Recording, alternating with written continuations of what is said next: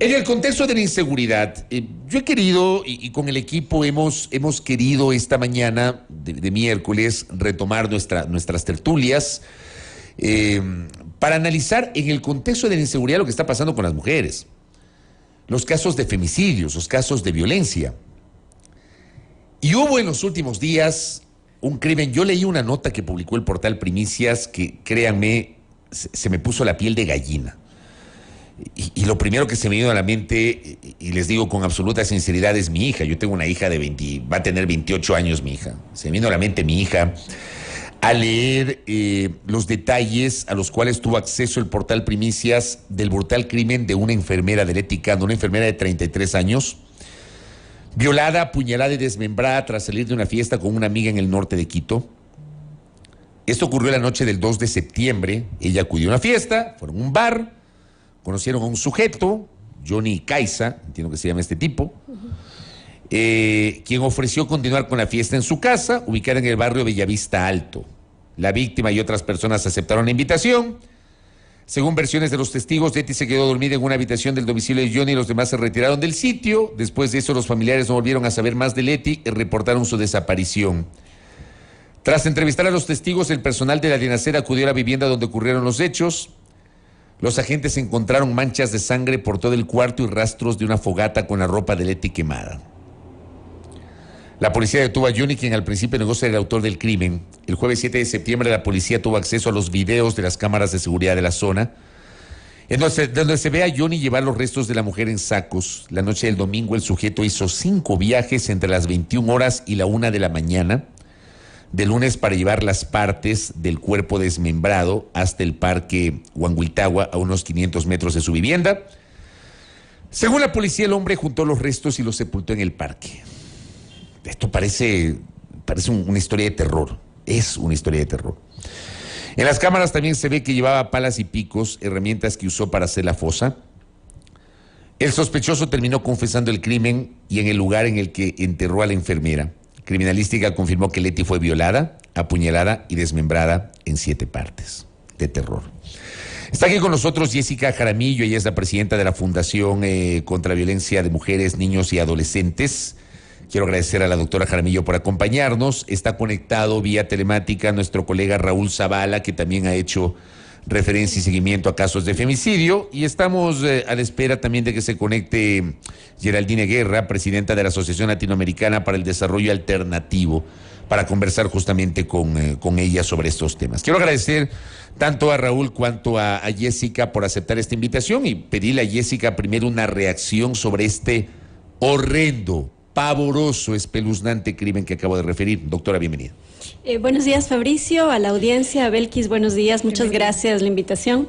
Bueno, realmente esto es un tema que lamentablemente no es el único caso, no va a dejar de ser el único caso, no van a dejar de ocurrir estos hechos porque haya ya una noticia en esta primera plana, digámoslo así, ¿no? Creo que es importante trabajar mucho en prevención de violencia. Una de las cosas que nosotros hacemos desde la Fundación contra la Violencia, FUCVI, es precisamente ahora trabajar en prevención, cómo prevenimos la violencia, cómo evitar llegar a ser víctimas de la violencia física, psicológica, sexual y también de la violencia tan macabra como este hecho. Aquí hay un tema que va mucho más allá de la inseguridad. Aquí, sin duda, y yo leía referencias del caso, este señor ha tenido problemas también psiquiátricos, ¿no? Y lamentablemente no ha habido un abordaje sobre eso. Y cuando no hay un abordaje sobre eso, cuando no hay un tratamiento, cuando no hay una alerta por parte del propio sistema de salud, por parte del propio sistema de justicia, lamentablemente estos hechos suceden. Esta persona, que es el asesino, ha tenido incluso una indagación previa anteriormente por acoso y hostigamiento a una mujer, y obviamente esa indagación previa, como muchas en el país, lamentablemente se quedan ahí, los fiscales no investigan, y una de las cosas que nosotros permanentemente nos quejamos, porque nosotros hacemos un trabajo de contención, de terapia, pero también de acompañamiento jurídico a las víctimas de violencia, es decirles cómo puede ser posible que un agente de la Policía Nacional les llame a la víctima a decir, bueno, ¿va a continuar o no va a continuar con el proceso? Porque si no va a continuar, voy nomás a poner la recomendación del archivo, ¿no? Entonces, eso es una de las cosas que no está en el procedimiento y que es la Policía Nacional la que falla. Es un trabajo deficiente. Eso hacen. Es un trabajo deficiente del órgano auxiliar que está alrededor de la Fiscalía, que es obviamente la Policía Judicial, que no siempre hace el abordaje de manera adecuada. Entonces, claro, tienes miles de casos. Lo que hace el fiscal cuando recibe el caso es decir, voy a mandar a que haga las indagaciones el agente de la Policía Judicial, y esto muchas de las veces se demora meses y meses, o a veces cambian de agente, o a veces simplemente no hay contacto de ninguna naturaleza y se permiten poner un informe diciendo que no han logrado contactar a la víctima. Lo que da cuenta que no estamos preparados para atender este tipo de realidades que tenemos en el país. Así es, no hay una formación adecuada y no hay un trabajo adecuado, no hay el cumplimiento de protocolos y normativas adecuadas por parte de quienes deben tener esa formación. Muchas de las veces la formación de los propios agentes policiales no les permite ni siquiera poder sentarse en una audiencia de juicio. En algunos casos, hay otros casos en donde sí hay buenos agentes, pero en otros casos hay agentes que no logran ni siquiera sostener su propio informe dentro de una audiencia de juicio. Entonces, todas esas cosas tienen que ir alrededor de este fortalecimiento de capacidades que deben tener los órganos auxiliares del sistema de justicia, en este caso como es la Policía Judicial, los agentes que están allí, y obviamente tener las herramientas necesarias para poder investigar de la manera más rápida. Justicia que tarda, lamentablemente, no es justicia. Y se podía haber prevenido si esta persona habría sido procesado previamente, ¿no es cierto? A lo mejor otra víctima se hubiera salvado. Lamentablemente no estamos en esa condición. Ha sucedido un hecho atroz. No podemos culpar a la víctima.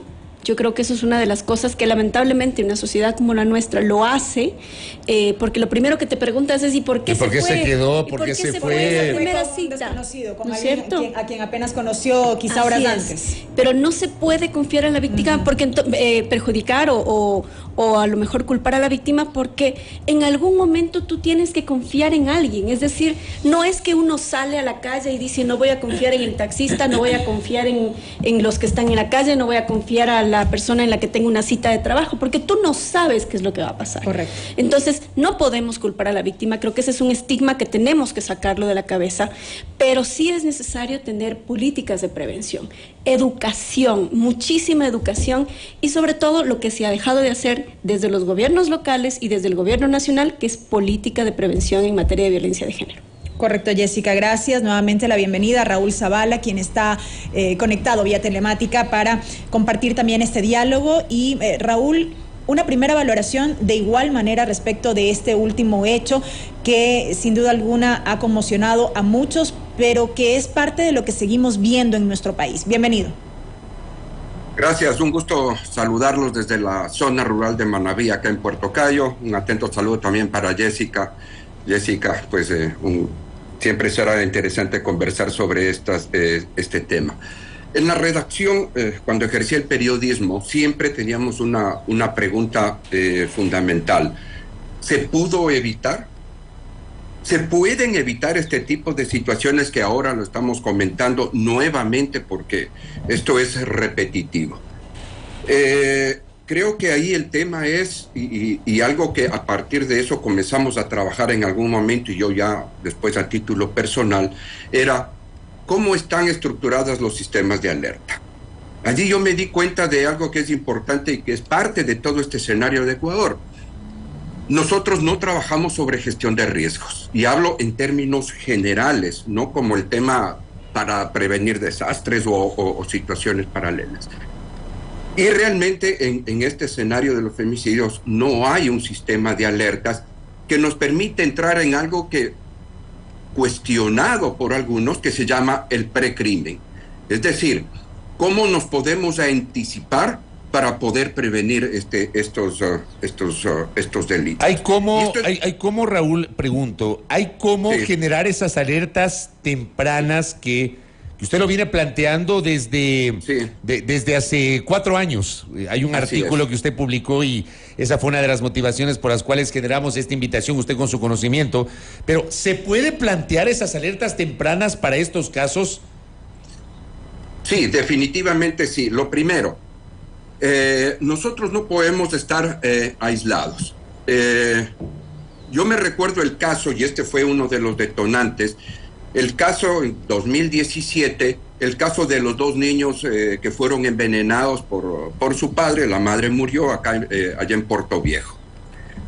¿Se pudo prevenir eso? Claro que se pudo prevenir, si es que dentro de la institución se hubiese dado seguimiento. Recordemos que antes había unos departamentos que se llamaban de trabajo social y que se encargaban de ir viendo qué ocurría con la gente que trabajaba. Todo eso desapareció. Una alerta temprana en las escuelas. ¿Qué está ocurriendo en las escuelas? ¿De qué actitud toman los profesores con respecto a lo que ven en los niños? Y eso está establecido en nuestros lugares de trabajo. ¿De qué maneras actúan, ahora les llaman departamentos o direcciones de talento humano? ¿De qué manera hacen seguimiento a lo que ocurre con sus trabajadores?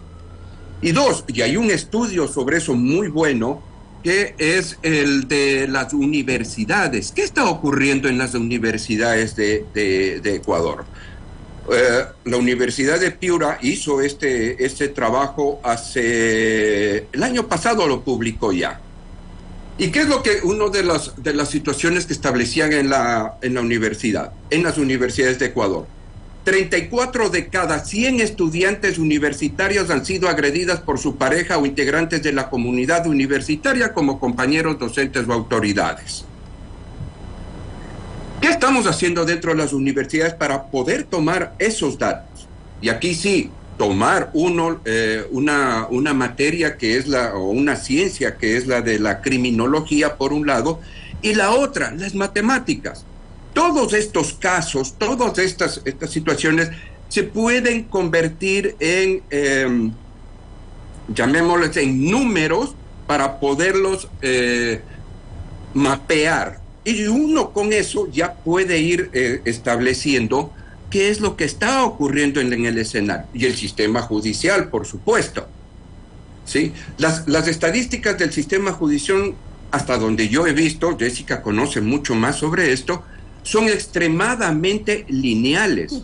Y no se puede hacer ningún análisis con números o estadísticas extremadamente lineales. Déjeme quedarme ahí, Raúl, porque quisiera que Jessica sustente esto que acaba usted de señalar. ¿Qué significa estadísticas lineales, Jessica? ¿Cómo se entiende eso que plantea Raúl? Es decir, lo que tiene Fiscalía y Sistema de Justicia son, en el caso de Fiscalía, número de denuncias, es decir, las denuncias que existen, que se hacen por uno u otro tema que en el camino pueden ir cambiando. Es decir, si tú presentas una denuncia de violencia psicológica, puede que más adelante esto se transforme en una violencia física, o que en lugar de ser una violencia física sean lesiones. Y el tratamiento o abordaje de las lesiones no es igual que un delito, en este caso violencia intrafamiliar. Luego tienes otra cifra que es importante tener, que no la tienen, por ejemplo, el Distrito Metropolitano de Quito no tiene cifras sobre cuántas medidas de protección pides en el ámbito administrativo. Juntas de protección de derechos de mujeres, juntas de protección de derechos de niños, niñas y adolescentes. ¿Cuántas denuncias se reciben? No tienes una estadística porque el sistema en juntas de protección de derechos sigue siendo manual. Si tú vas a una junta, lo primero que te reciben es con un cuadernito y en el cuadernito siguen anotando cómo van llegando el número de denuncias. Y por lo tanto, tener una cifra real sobre eso, que no hay archivos digitalizados, es muy difícil. Luego vas, ¿no es cierto?, al sistema de unidades de violencia. Es mucho más fácil porque las unidades de violencia, por lo general, tratan temas que son contravenciones de violencia intrafamiliar y contravenciones en general que tienen que ver con violencia intrafamiliar, ¿no? Y en este sentido, ahí tienes más cifras, porque a lo mejor los procesos son mucho más rápidos, se sustancian más rápido porque son contravenciones, no delitos, y tienes una cifra más adecuada. No siempre toda denuncia termina en buen término, es decir, termina con sanción. Hay denuncias que obviamente por el debido proceso y el tema probatorio no llegan a ser sancionables. Pero el número de medidas de protección que se otorgan a los ciudadanos y a las ciudadanas es necesario tenerlo claro, porque eso te va diciendo cuál es la alerta que vas teniendo, ¿no es cierto? Quito, por ejemplo, es una de las ciudades que mayor violencia intrafamiliar tiene, llamadas del 911 los viernes y sábados principalmente, y fines de semana. Y entonces, ¿qué hacer con esa cifra? Esa cifra te sirve para que el gobierno local y el gobierno nacional realice una política. Esa política debe estar enfocada en dos hechos. Primero, rutas y protocolos de atención para saber qué hacer. Mucha gente no sabe qué hacer cuando vive un hecho de violencia, no sabe que está viviendo un hecho de violencia psicológica, muchas de las veces. Porque mucho es normalizado. Así es, porque mucho es normalizado y a veces venimos con el chip, ¿no es cierto?, de pequeño, de que tienes que hacer esto, tienes que hacer lo que te digan, o tienes que hacer caso a tu esposo porque no tienes absolutamente nada más. Entonces, esas cosas muchas de las veces no son denunciables porque no se da cuenta la víctima que está viviendo aquello. Y luego, en el gobierno local y en el gobierno nacional deberían trabajar también en la atención inmediata, en el eje de atención y acompañamiento psicológico. ¿Por qué es importante esto? Quito es una de las ciudades que más suicidios presenta a la fecha. Y creo que esto es una temática que hay que abordarla con seriedad, porque se puede prevenir.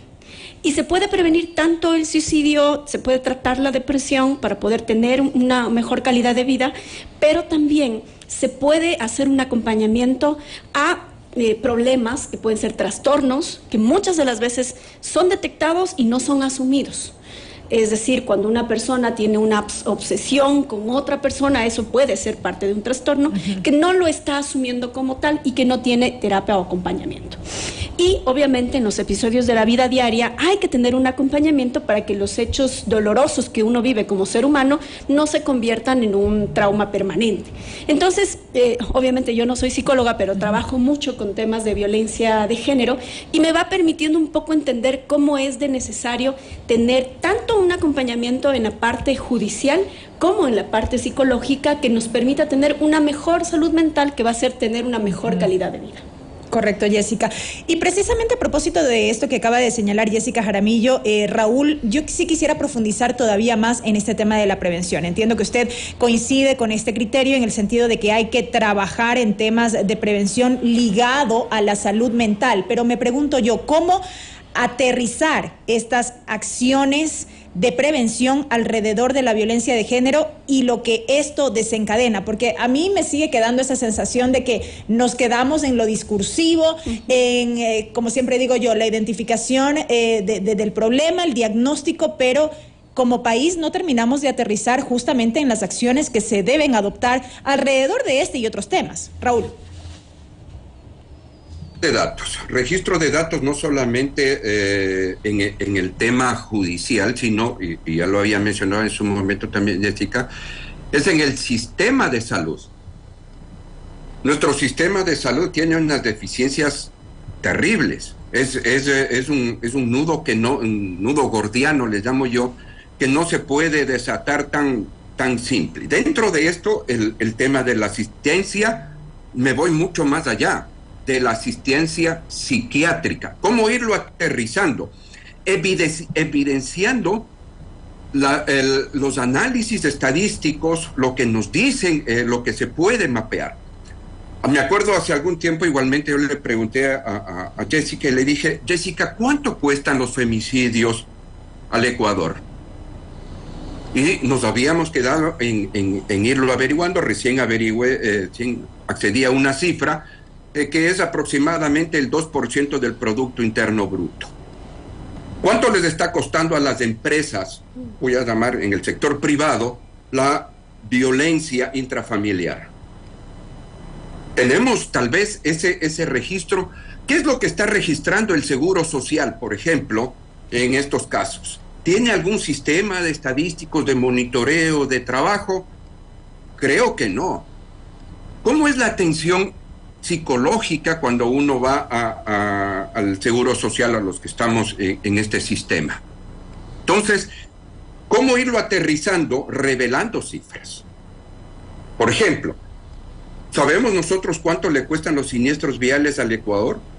Cada víctima, en este caso, cuesta $30,000. Hay estudios sobre eso. Es decir, el 3% del Producto Interno Bruto del Ecuador se va en los siniestros viales y todo el aparataje que mueve. Quizás suene muy duro decirlo y apelo a su comprensión, En términos financieros, ¿cuánto costó todo lo que movió alrededor del crimen de la actual víctima que estamos ahora discutiendo y que ha desatado nuevamente este problema? Y cada uno de los casos que podemos ir enlistando.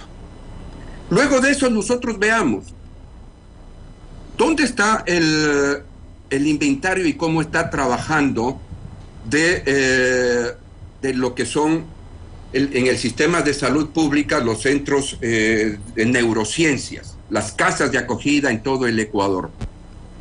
Le digo, acá en Manabí hay tenemos en Puerto Viejo, en Manta, en Bahía de Caracas, en Jipijapa, Chone y Pedernales, que atienden a una mínima parte de la población, de todos estos institutos de neurociencias que podrían trabajar y evidenciar los problemas que podrían generar las personas que tienen estos síntomas de convertirse en criminales. ¿Que se puede averiguar? Sí se puede averiguar. Dependerá del juez también que disponga, cuando hay estos casos, que se haga una investigación criminológica o de criminalística o un perfil criminal del posible agresor. Todo eso se puede ya ir aterrizando en políticas locales y en sistemas de alerta. Por ejemplo, ¿cómo estamos organizados en nuestros barrios?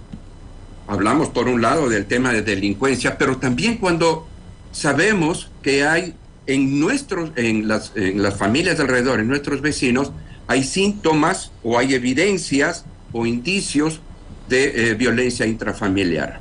Comenzamos en la familia, comenzamos en los barrios, nos vamos obviamente a la ciudad, en el sistema rural. Acá el sistema rural realmente está abandonado en todos esos temas. Entonces, sí se puede aterrizar en esto, pero hay que comenzar a transparentar mucho más las cifras, bajo obviamente las complicaciones y todo el escenario que es evitar esa revictimización, que eso hay que aprenderlo a manejar. Entonces, y por el otro lado, desde el periodismo, desde los medios de comunicación, ¿cómo estamos haciendo el tratamiento de este tipo de informaciones? Para no quedarnos única y exclusivamente en lo mediático, en el escándalo, en el clickbait y demás aspectos. Yo por ejemplo, Raúl, a ver, yo durante más de 2 décadas fui reportero.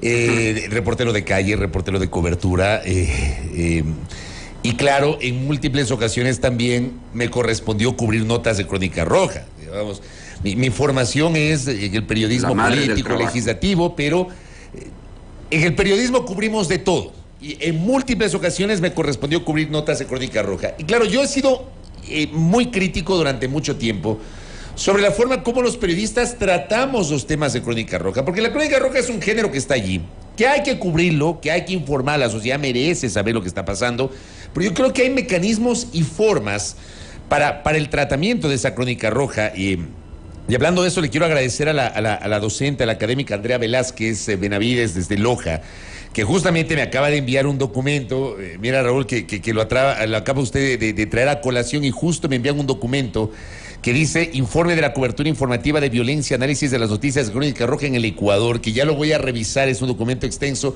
pero me parece interesante porque Raúl ha tocado esto que tiene que ver con el tratamiento de las notas de Crónica Roja, y dentro de eso cómo se tratan los temas de femicidios. Y ahí le pregunto a Jessica, si es que ha cambiado el chip del periodismo y de los medios al informar sobre femicidios asociado a esto a la Crónica Roja, o se lo sigue manejando como una nota común y corriente de Crónica Roja, y lo digo así porque es parte de lo que uno muchas veces cubre en las calles. Jessica Jaramillo. Bueno, realmente hay un matiz. Yo creo que es importante decir que hay un matiz, y ya al menos los periodistas no te dicen, cuando anuncian Crónica Roja, no te dicen esto fue un crimen pasional, que es lo que antes se justificaba, ¿no? Ahora te dicen claramente es un femicidio, porque obviamente existe la tipificación del femicidio que se da con el COIP en el año 2013. Producto no de cualquier poder de turno, sino del movimiento de mujeres. Creo que es importante decirlo a ello. Y adicional a eso, te digo, hay un matiz, porque el abordaje no siempre es adecuado. Muchas veces el abordaje es culpabilizar a la víctima. Lo primero que te preguntas es, ¿y por qué estaba ahí? ¿Y por qué se fue en la primera cita? ¿Por qué usó la falda tan corta? Cuando la pregunta es al revés, es por qué esta persona tuvo una condición psiquiátrica quizá, de delincuente en la peor forma, ¿no es cierto?, para cometer el crimen tan atroz que ha cometido, de llegar incluso a desmembrar a una persona. Eso es uno de los hechos que uno se pregunta y dice, bueno, ahí no hubo un monitoreo previo por parte del Estado, de quien termina siendo un riesgo para la sociedad. Y esa es una tarea completamente del Estado y del sector justicia. Ahora, creo que es importante determinar que ya tenemos en el Ecuador cifras de femicidios. Hoy 222 en lo que va del año, pero a mí me preocupa mucho que contabilizamos todos los años los femicidios, pero no tenemos una respuesta real. Más bien lo que existe es un incremento de cifras de violencia contra las mujeres. Y cuando tú te pones a hablar de seguridad, y ahora que estamos en campaña, que todo el mundo ofrece maravillas, ¿no es cierto?, plantean los temas de seguridad, pero dentro de los temas de seguridad no plantean el femicidio. Y aquí hay una cosa importante que decir, porque las mujeres, o mejor dicho, el cuerpo de las mujeres en los delitos como por ejemplo que están conexos o relacionados con el narcotráfico, terminan siendo una mercancía. Y entonces tienes lo que vive el Ecuador, un alto índice de desaparecidos, principalmente mujeres, niños, víctimas de trata, que el Ecuador no está tratando. Es decir, no hay cifras reales de trata en el Ecuador, que son delitos conexos al narcotráfico.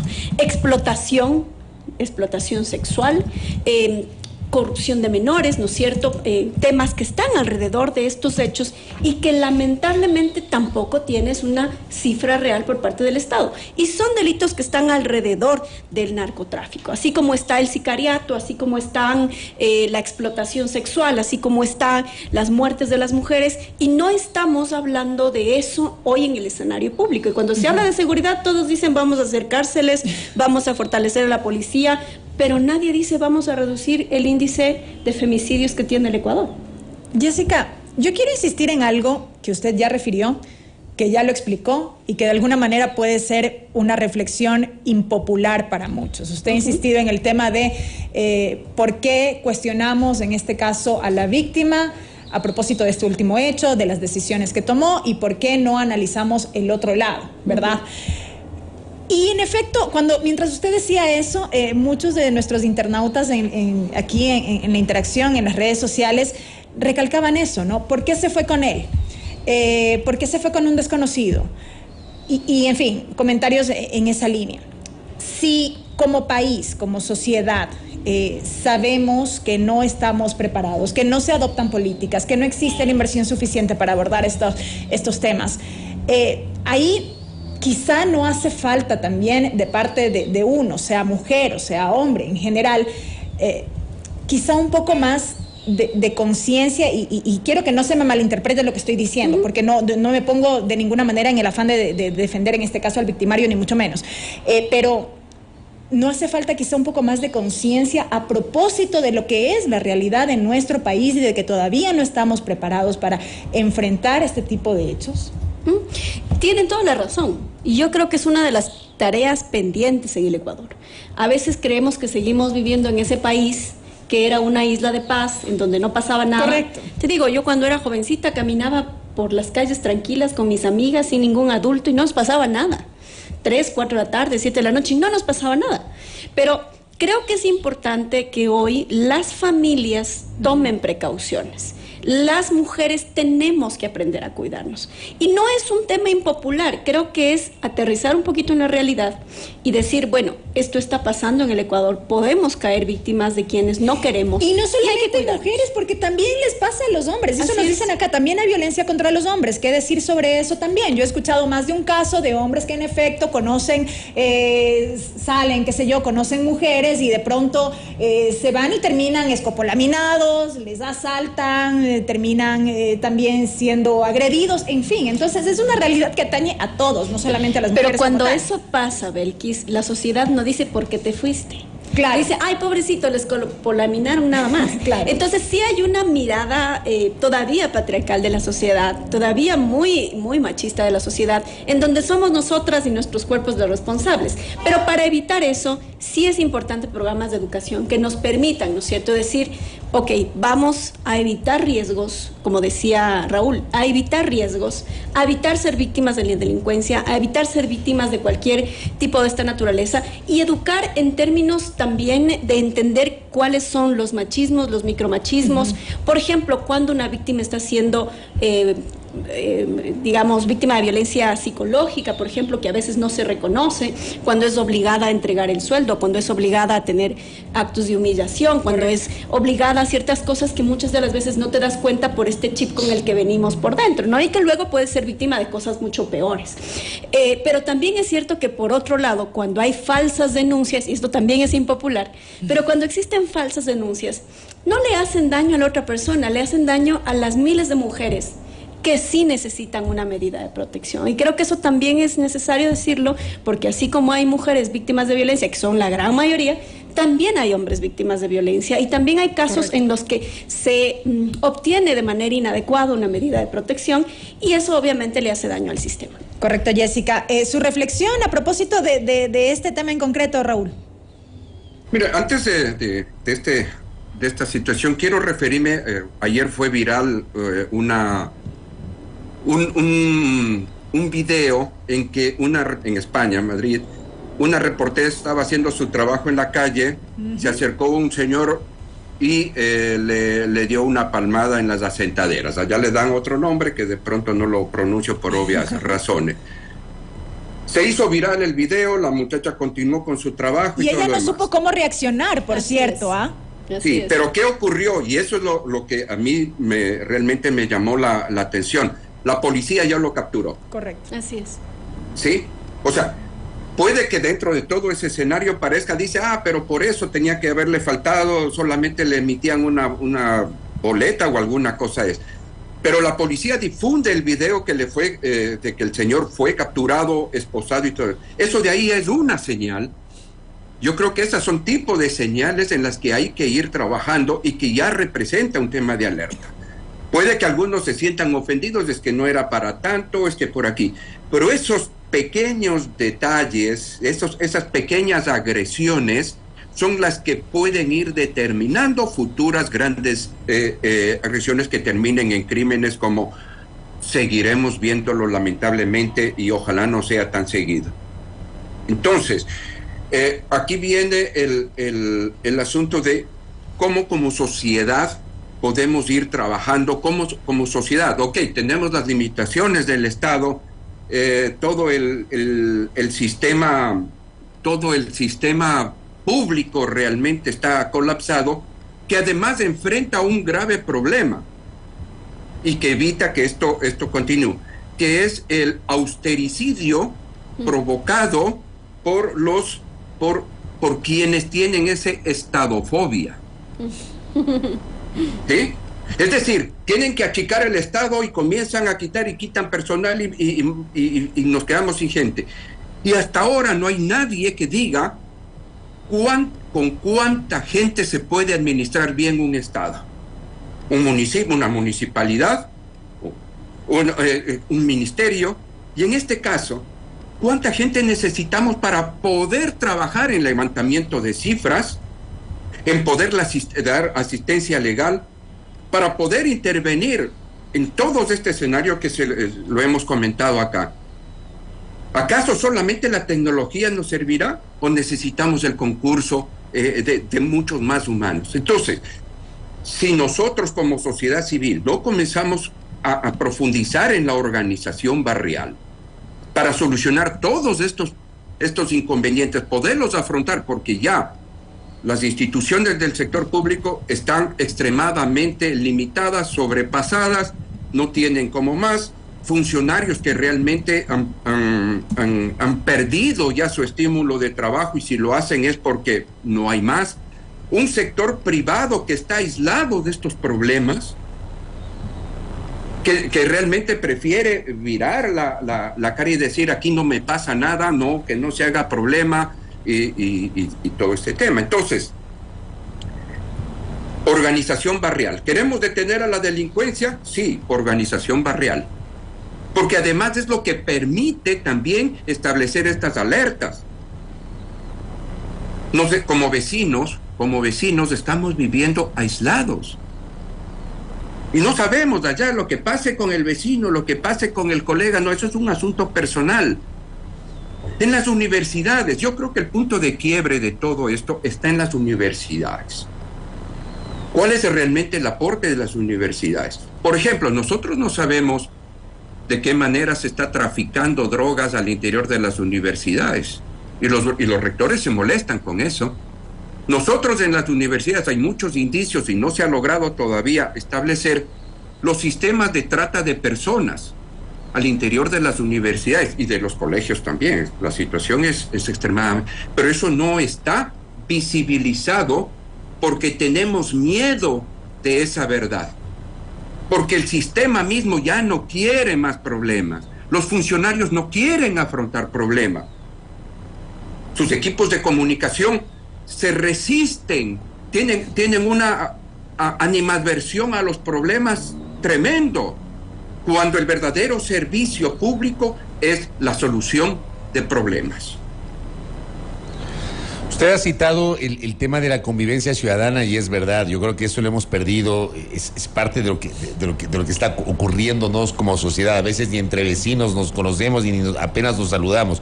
Oiga, Raúl, hay una nota que usted en su momento refirió sobre el brutal asesinato de Rosa Almiño. Así es. Esto pasó en Manabí. No, eso pasó en Quevedo. Ya, ¿en qué año fue esto?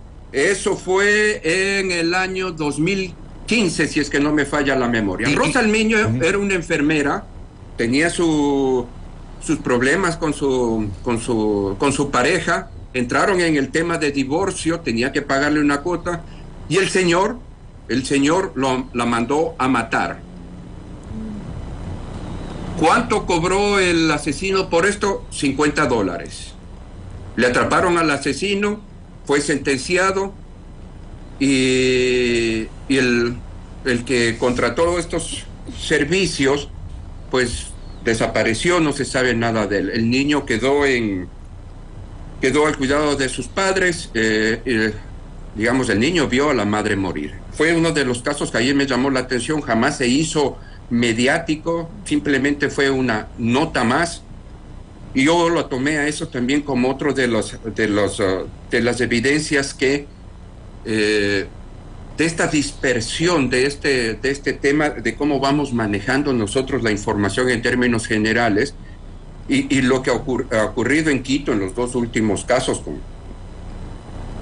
graves y que ha trascendido, pues no son nada comparados con lo que ocurre en la Amazonía, en la zona rural, donde también las situaciones son graves, pero la información se queda ahí. Entonces solamente a veces pensamos que todo está concentrado, y aquí sí hay un centralismo informativo, en Quito, Guayaquil, donde existen la mayor cantidad de audiencias y donde las personas reaccionan más a las situaciones, pero informativamente nos vamos quedando solamente en esos casos que se vuelven más clickbait.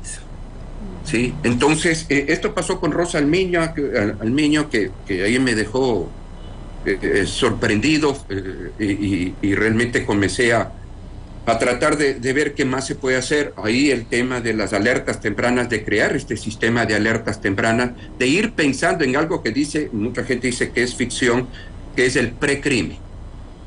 Y es decir, se pudo evitar. Y esto en redacción, en las salas de redacción, siempre será importante irlo trabajando.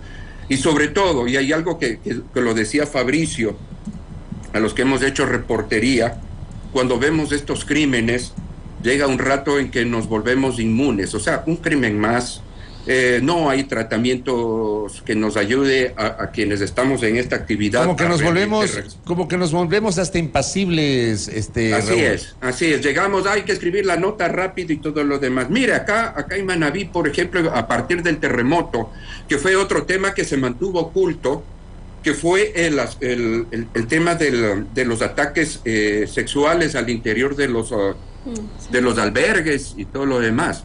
Nunca se supo, nadie quería dar información, nadie quería hablar, todo era oculto, todo pasaba. Y la otra cosa, tampoco se les dio asistencia psiquiátrica y psicológica a todos aquellos policías, bomberos, voluntarios y personas que trabajaron. y ver en primera persona este tipo de situaciones con el cuerpo humano, a uno se le distorsiona el cerebro, se vuelve inmune, se vuelve inhumano. No hay muertos del día de hoy, no hay noticias. Busque el muerto y traiga el muerto de donde quiera. Eso me pasaba a mí, alguna vez me pasó en un canal. Cada que yo estaba de turno el fin de semana, para mí era un suplicio, porque me decían, yo daba mi listado de notas, ¿no? Del fin de semana. Y no hay muertitos, me decían. Sí. O sea, que había que subir a la morgue y buscar notas de muertitos, así me decían. Nos amanecíamos, no había los teléfonos celulares ni las cámaras. Les tocaba a uno amanecerse en el hospital esperando que llegue alguna víctima de algo. ¿Sí?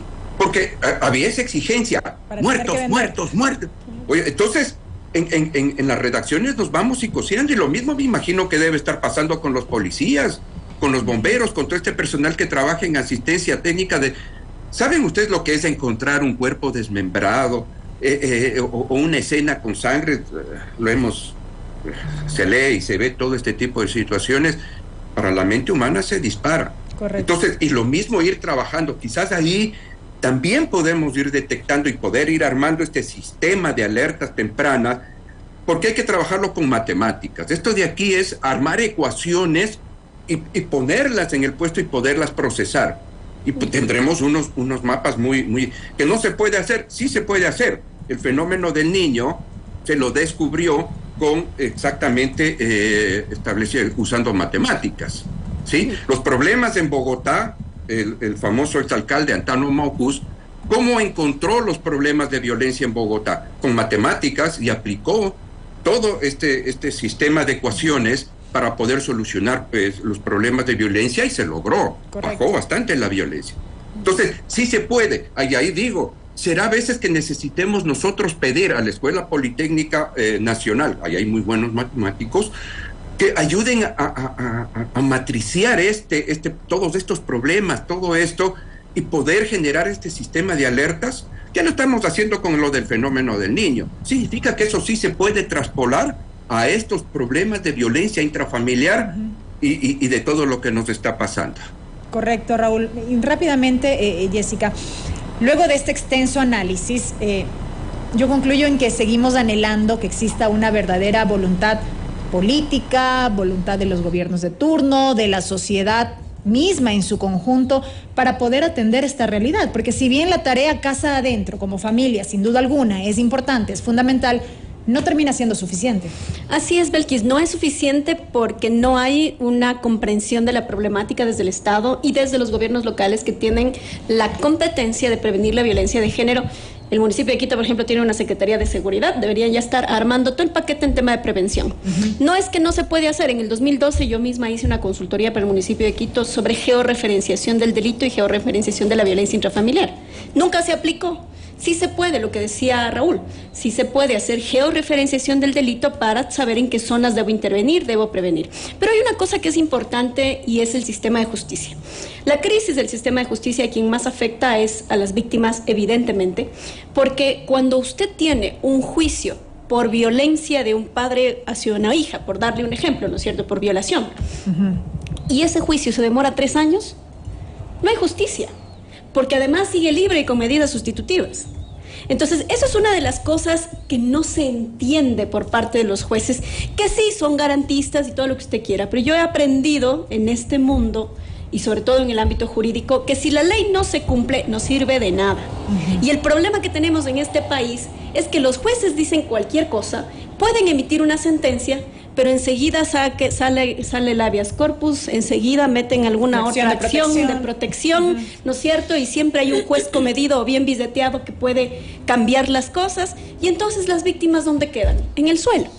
Entonces no hay una protección real y la ley no se cumple. Cuando usted no cumple la ley, lamentablemente la gente dice, bueno, una sentencia nomás no pasa nada.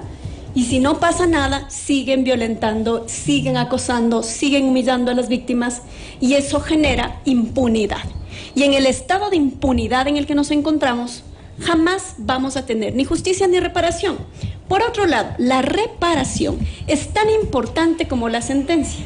Yo he visto casos de violencia psicológica en donde la reparación es $300, $500, ¿ya?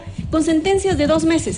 Hay que reformar esa parte del Código Orgánico Integral Penal que aborda específicamente los problemas de violencia intrafamiliar y de violencia de género. Los procesos tienen que ser expeditos. No puedes tener un tratamiento igual que un delito de robo, un delito de violencia intrafamiliar, porque la problemática es diferente.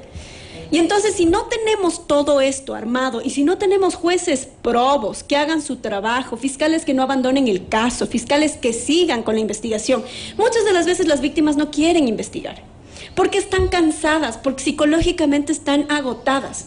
¿Quién tiene que hacerlo? El Estado. Son delitos de acción pública de instancia oficial. Tiene que ser el Estado el que persigue el delito y lo sancione.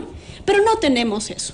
Y como no tenemos eso, es imprescindible una reforma del sistema de justicia, una reforma del Código Orgánico Integral Penal y obviamente que alguien tome en serio lo que poco o mucho podemos hacer las organizaciones de la sociedad civil. En lo poquito que podemos ayudar, ayudamos a cada caso, como podemos. Pero no es suficiente. Necesitamos una política de Estado y que inviertan en prevención. Es más barato invertir en prevención que en atención. Ojalá nos estén escuchando. Ojalá, ojalá. Y cierro en un minutito, en honor al tiempo, con una reflexión final de Raúl, por favor. Gestión de riesgos. Por favor, empecemos a trabajar en la integralidad de lo que es gestión de riesgos. La prevención, sí, sistemas de alerta, sistemas de alarmas. No resulta óptimo tener una simple cámara si esto no va acompañado de una alarma. Todo esto de aquí nosotros podemos irlo trabajando. Es cuestión de pensarlo, de recibir el direccionamiento del caso y pensar que siempre pasa algo. Siempre pasa algo. Aprender a defendernos es importante, ¿sí? Ahora muchas mujeres, lo voy a poner más desde este lado, están aprendiendo defensa personal. Se puede aprender, hay que aprender esas técnicas porque no estamos exentos de que algo nos ocurra y sobre todo, reaprender a vivir en buena vecindad. Los vecinos, la familia, dependemos de eso para poder empezar a recuperar los espacios públicos, que ha sido uno de los grandes problemas que tenemos con respecto a la inseguridad ciudadana acá en Ecuador. Fabricio, muchas gracias. A usted, Raúl, un abrazo a nuestro colega Raúl Zavala desde la provincia de Manabí, que ha estado con nosotros ahora mismo conversando en nuestro espacio, y acá en la cabina Jessica Jaramillo. No sé, entiendo que hubo alguna dificultad, no se pudo conectar Geraldina Guerra, una pena, hubiera sido interesante también interactuar con ella, pero dejamos este tema evidentemente en el tapete de discusión porque hay que visibilizarlo y agradezco también la interacción de varios de nuestros oyentes, internautas. Me decía la jurista Soledad Montero que varios portales con sus narrativas culpaban a la víctima, hablando del tema del eticando, culpaban a la víctima por salir, por beber, por irse con un desconocido, etcétera. Eso tienen que abordar periodistas y medios ante esta problemática con perspectiva de género, y yo estoy totalmente de acuerdo con aquello. Pongámonos también en los zapatos de las víctimas, colegas y sociedad. Gracias a nuestros invitados. 8:04, pausa en la primera hora.